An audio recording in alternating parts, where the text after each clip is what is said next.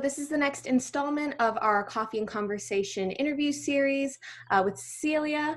And this is just a chance for graduate students and undergraduate students to kind of connect and talk about how things are changing during quarantine and how the pandemic is affecting their research and their work, all that fun stuff. So Cecilia, take it away. Hi, everyone. I guess thanks for allowing me to speak with you today. My name's Cecilia. I am actually originally from Indiana, went to undergrad at Miami University in Ohio and studied biology. I worked for a year after graduating at Eli Lilly, which is a major pharmaceutical company that's headquartered up in Indianapolis, and then was accepted into Florida State's cell and molecular biology program. And there we're required to do 3 8-week rotations. So worked in 3 different labs doing 3 like little mini projects. And then my last rotation was with a PI, principal investigator in the neuroscience program, and really enjoyed his lab, the work he was doing. We're studying chemosensory processing, specifically the taste pathway in rodents. And so I made the decision last summer to actually switch into the neuroscience program. So that's where I'm at now. I guess going into my 3rd year after this summer, so flown by. Oh, great. I guess just to start off, how is quarantine treating you? It's not so bad. I have 2 roommates and we're all graduate students. And so it's been really nice to have people around. I think I'd go crazy if I was the only one here, but it is a struggle not being able to go into lab and do research. A lot of stuff's really unattainable right now, so that's unfortunate. How have you and your lab group been coping? So I guess in the mornings we're trying to be really productive and just like sit down and read, write, maybe some of us will have Zoom meetings or something, and then we'll all kind of like take a break for lunch and then maybe be productive in the afternoon if we can focus. But I don't know, it's been hard. Like, I'm definitely the type of person to go to a library. I cannot do work at home. I'm really only at home for sleeping and eating. But then at nights we all rotate and like make up a workout and then go on a walk. So we've kind of, I don't know, been trying to incorporate some structure into our daily routine. Have you guys kind of put research on hold as of right now?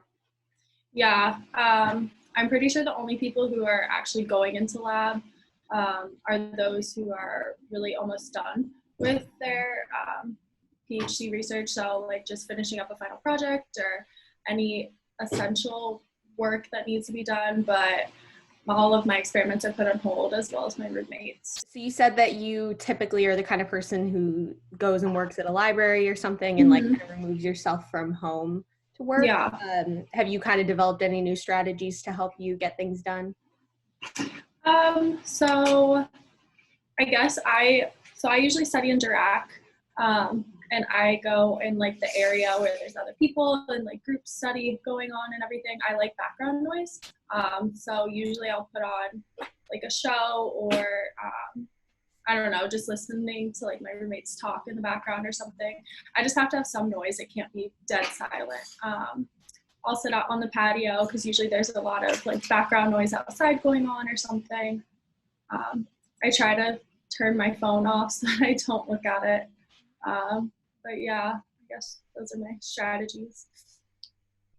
Yeah, it's good to kind of try and make things more normal. Right. I think I also like background noise when I'm trying to get work done. Yeah. And it's hard when like both your roommates are also like working and reading and I've had phones in and like your apartment's dead quiet. I'm like, I can't focus. I just want to look at my phone or go for a walk or something. So yeah, for sure. So you mentioned that you had switched from bio into the neuroscience program. Why did you decide to do that? That's really cool. Yeah. So Roberto Vinci is my PI, my advisor. And so he's under the biology department, but in the program of neuroscience. And I just, I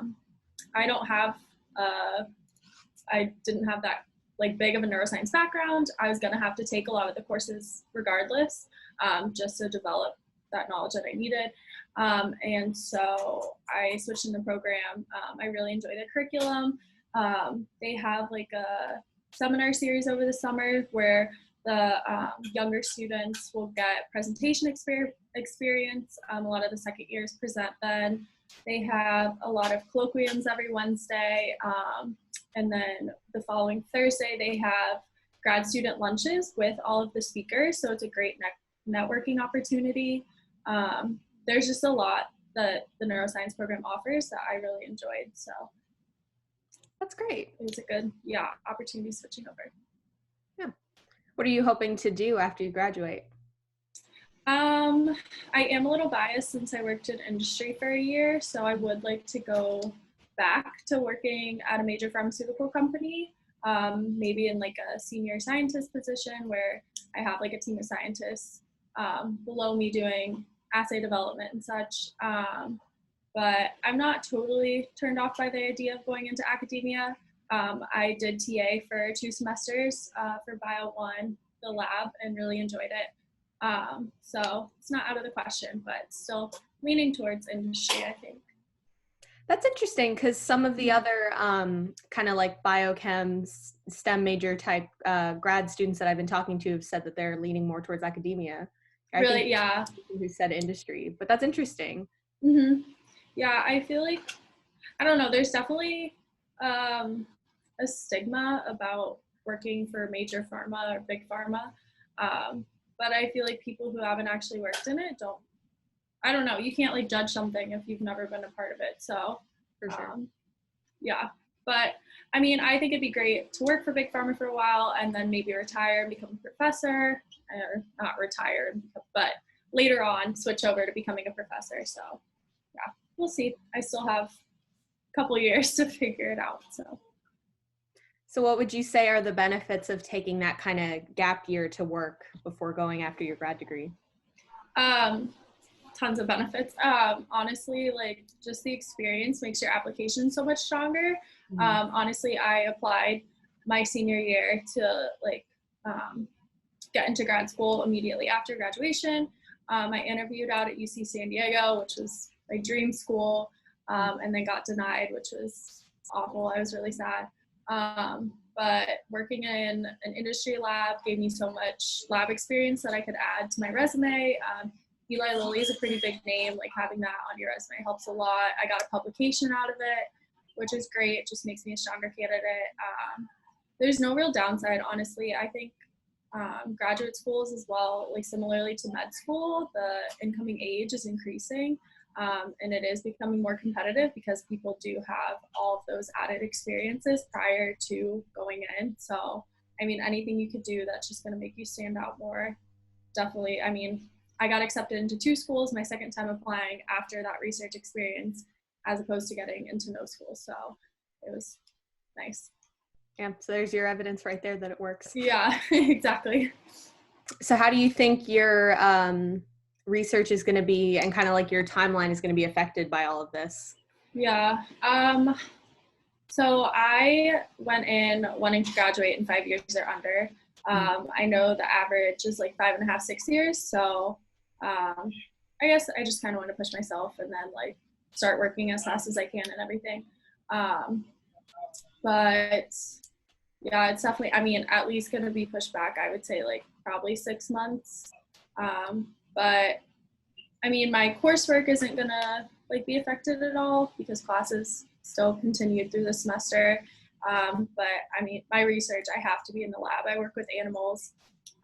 So any experiments, I obviously can't do right now. So yeah. And it's just, I don't know, the uncertainty of it all is what's the worst. Like, I don't know when we'll be able to go back. So yeah, it stinks. Yeah, that's definitely been kind of scary for a lot of people. Just not knowing when it's all going to be over. So do you have any advice for any grad students that might have to go through something like this in the future? Knock on wood that they won't. Oh God, yeah. Hopefully not. I don't wish this upon anyone, but definitely find something. So we have this coding software called MATLAB, which I know nothing about coding or writing scripts or anything. But my advisor gave me a book, MATLAB for Neuroscientists, and I'm trying to learn that. So I guess just focus on some skill that you can work on outside of the lab. For our data analysis, this is like the program that we use. So I'm going to have to learn it eventually. And he figured it would be much later down the road, but he's like, while you have all this time, like just focus on it, take your time. And this is less that you'll have to learn later on. Practice for your prelims and study for that, your preliminary exams. I have a couple friends who are taking them this summer. I probably won't have to, but it's still good to just get a head start. It'll be less studying later. So yeah, I guess that'd be my advice. Some good advice. Yeah. So what would you say is like your main advocation for going to grad school for anybody who's thinking about it? I don't know. I guess I'm just someone who really enjoys learning. I was really upset when I didn't get into grad school, but then when I worked in research, I was able to apply like the actual experiments I was working on and then do my own research behind the scenes for that, because my job, I was just running the same experiments every day, blah, blah, blah. But no one was teaching you anything about the mechanisms behind it and everything. So that I could research on my own and I was continuing to do. So if you have that passion and drive for higher education and I don't know, you're always questioning things, definitely go for it.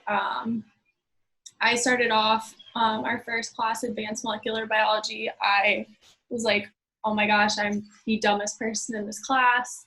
I probably put in I don't know how many hours because not gonna lie, I did not have the best GPA in undergrad, but so I had a lot of background catching up to do. We came to the class and he expected you to be at a level and I was definitely below that, but I pushed myself and caught up.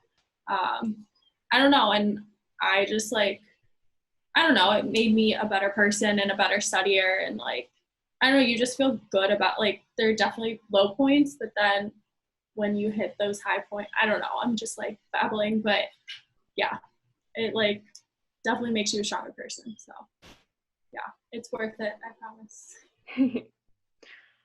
What are some things that you like to do when you've got free time? Be outside. Honestly, that's why I moved to Florida. I wanted to get out of the Midwest. And I've been really pleasantly surprised with how much there is to do in Tallahassee and the surrounding areas. I'm a big runner, so it's nice having good weather year round. Hiking, kayaking, literally there's so many parks to go to. Yeah, I've really enjoyed living in Tallahassee so far. So that's good. So why FSU? Yeah.